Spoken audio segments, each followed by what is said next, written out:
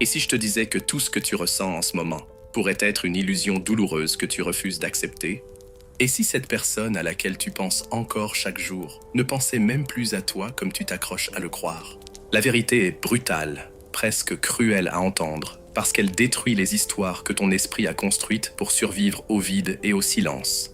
Tu continues peut-être à interpréter des signes, à t'acharner à donner du sens à des absences, à te persuader que rien de tout cela n'est un hasard. Mais si le problème n'était pas ce lien, et plutôt l'attachement destructeur que tu refuses d'abandonner à l'intérieur de toi, et si ce que tu appelles connexion spéciale était simplement une illusion émotionnelle que tu es le seul à maintenir en vie dans un monde où l'autre est peut-être déjà totalement ailleurs. Avant de chercher des réponses, il faut peut-être accepter une vérité que tu redoutes profondément. La construction d'une illusion intérieure.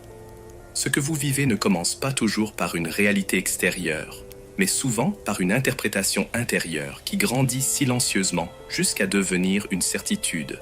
Vous avez peut-être rencontré quelqu'un, partagé quelques moments, quelques regards, quelques échanges simples. Mais votre esprit, lui, a commencé à combler les vides, à donner du poids au silence, à transformer des instants ordinaires en signaux extraordinaires. Et peu à peu, sans même vous en rendre compte, vous n'avez plus seulement vécu une histoire avec cette personne. Vous avez commencé à vivre une histoire dans votre tête, une histoire qui continue même quand l'autre ne participe plus. C'est là que tout devient dangereux émotionnellement, parce que ce n'est plus la réalité qui guide vos pensées, mais vos pensées qui redessinent la réalité. Le silence qui prend toute la place.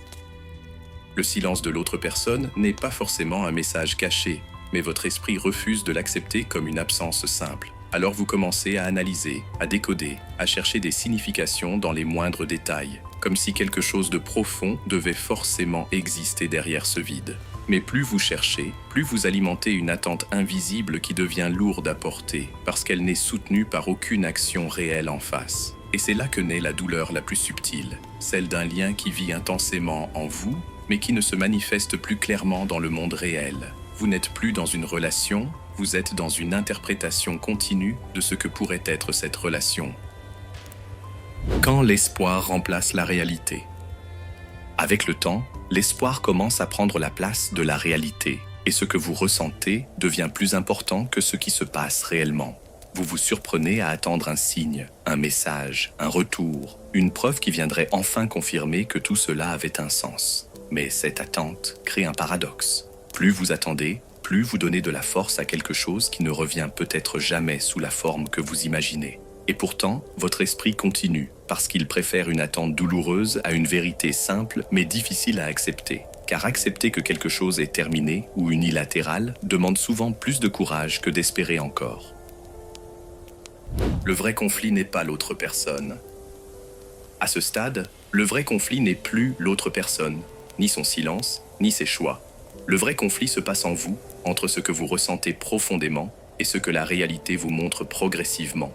Une partie de vous veut croire qu'il existe encore quelque chose d'invisible, de puissant, de non terminé, tandis qu'une autre partie commence à percevoir que ce lien n'est peut-être actif que dans une seule direction. Et c'est cette tension intérieure qui épuise le plus, parce qu'elle vous maintient dans un entre-deux permanent, entre le lâcher-prise et l'attachement, entre la lucidité et l'espoir. Ce n'est pas la personne qui vous retient, c'est l'histoire que votre esprit refuse de laisser partir. Le moment de clarté.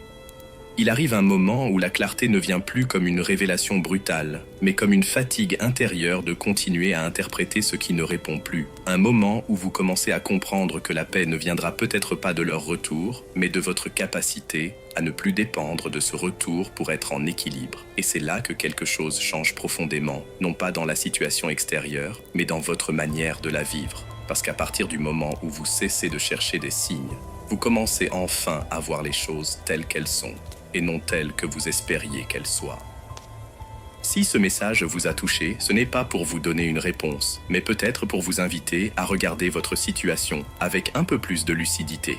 Vous pouvez laisser un mot en commentaire si vous le souhaitez, non pas pour nourrir une attente, mais pour reconnaître ce que vous ressentez réellement. Et si ce type de contenu vous parle, abonnez-vous, parce qu'ici, on ne cherche pas à entretenir des illusions, mais à comprendre ce que nous vivons vraiment à travers elles.